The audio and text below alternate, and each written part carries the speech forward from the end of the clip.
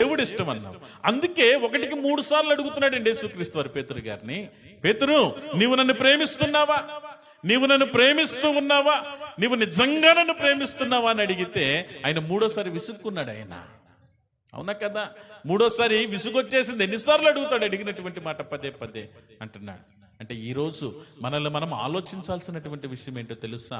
ఇదిగో, లోకము కంటే దేవునిని నీవు ఎక్కువగా ప్రేమిస్తున్నావా?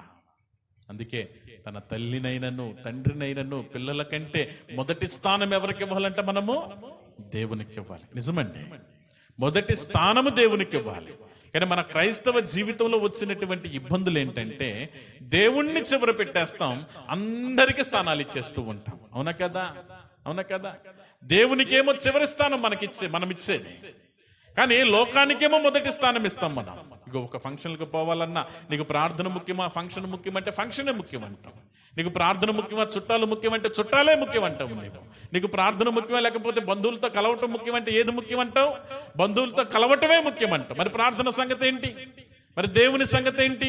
నీ ఆత్మీయ పరిస్థితి సంగతి ఏంటి? నీ ఆత్మకు భోజనము సంగతి ఏంటి? ఆలోచించేవి ఎప్పుడన్నా?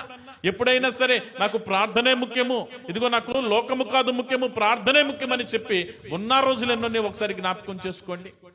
అవసరమైతే నేను ఫంక్షన్లన్నా మానుకుంటాను, కానీ నా దేవుని సన్నిధిలో గడిపేటువంటి భాగ్యాన్ని నేను మానుకోనన్న వాళ్ళు ఎవరన్నా ఉన్నారా? చాలా అరుదుగా కనపడతారండి. కానీ రాజు అయినటువంటి దావీదు గారు అన్నటువంటి మాట, నా జీవితంలో ఒక కోరిక ఉంది నాకు. ఏంటో తెలుసా?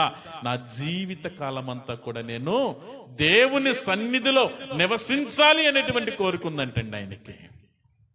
ఏంటంటే ఆయన కోరిక ఏంటి? తన జీవిత కాలం అంతా ఎక్కడ నివసించాలి?